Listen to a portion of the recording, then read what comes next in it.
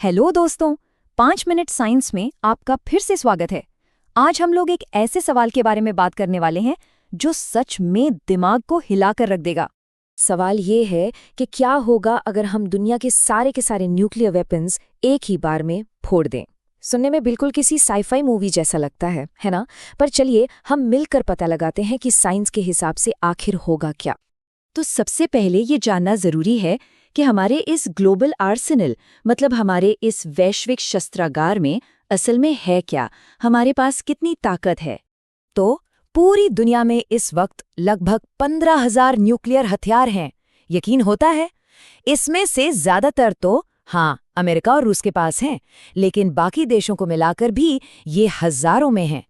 अब ये 15,000 बम, ये कितने खतरनाक हैं? चलिए इसको ऐसे समझते हैं। दुनिया में करीब 4,500 बड़े शहर हैं।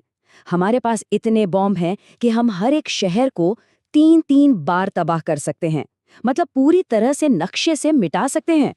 इसका सीधा सा मतलब है कि एक झटके में 3 अरब से ज्यादा लोगों की मौत हो सकती है, यानी आधी से ज्यादा इंसानियत खत्म। और सबसे डरावनी बात जानते हैं क्या है?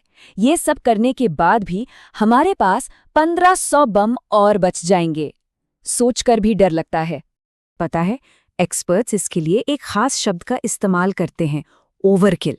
मतलब किसी दुश्मन को हराने के बाद भी उसे बार बार खत्म करने की ताकत होना। और हमारे पास ये क्षमता जरूरत से बहुत ज्यादा है। अच्छा, अगर हम इन सारे 15,000 हथियारों की ताकत को एक साथ जोड़ दें तो ये कितना होगा? ये होगा पूरे 3 अरब टन TNT के बराबर। अब इसको जरा पर्सपेक्टिव में रखते हैं। इतिहास का जो सबसे खतरनाक ज्वालामुखी फटा था, क्राकटोआ, हमारे न्यूक्लियर हथियारों में उससे भी 15 गुना ज्यादा ताकत है। 15 गुना। तो चलिए अब अपने पहले सिनेरियो के बारे में सोचते हैं। हम इसे कह सकते हैं एक बहुत ही बुरा दिन। मान लेते हैं कि हम ये सारे के सारे 15,000 बम दुनिया की सबसे घनी जगह अमेज़न के जंगलों में एक साथ फोड़ देते हैं। तो जैसे ही धमाका होगा, क्या होगा? चीजें बहुत तेजी से बदलेंगी। सबसे पहले एक आग का गोला और एक जबरदस्त ब्लास्ट वेव, फिर एक बहुत बड़ा मशरूम क्लाउड, उसके बाद रेडियो एक्टिव धूल की बारिश, और आखिर में एक न्यूक्लियर विंटर।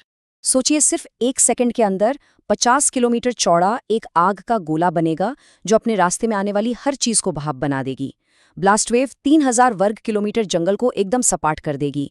इसकी आवाज पूरी दुनिया में सुनाई देगी, और जो प्रेशर वेव होगी वो हफ्तों तक धरती के चक्कर काटती रहेगी। और वो मशरूम क्लाउड, वो इतना बड़ा होगा कि सीधा स्पेस के किनारे तक पहुंच जाएगा।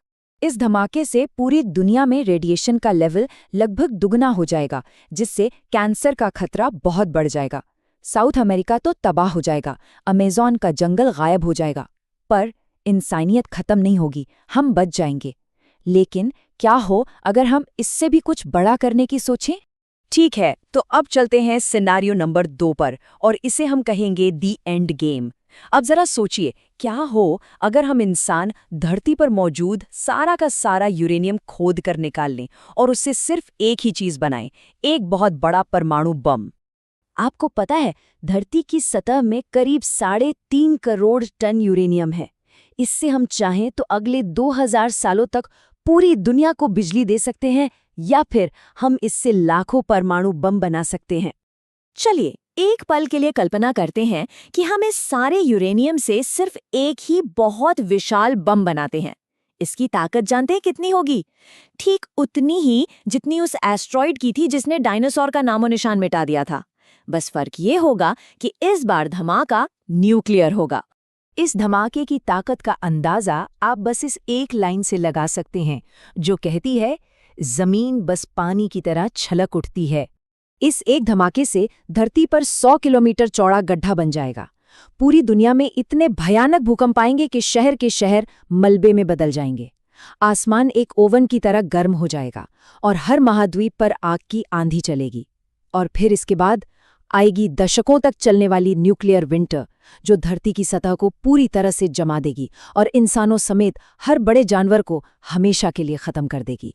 और मान लीजिए कुछ लोग बंकरों में या सबमरीन में किसी तरह बच भी गए, तो जब वो बाहर निकलेंगे तो उन्हें सिर्फ एक जली हुई, जमी हुई और रेडियो एक्टिव बंजर जमीन के सिवा कुछ नहीं मिलेगा।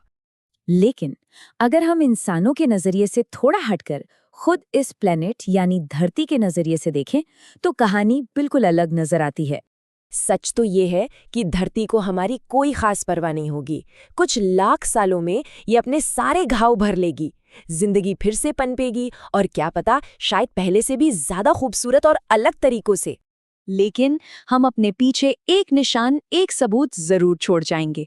अगर लाखों साल बाद कोई और इंटेलिजेंट स्पीशीज यहाँ विकसित हुई तो उनके साइंटिस्ट्स को चट्टानों के बीच में एक बहुत पतली और अजीब सी परत मिलेगी।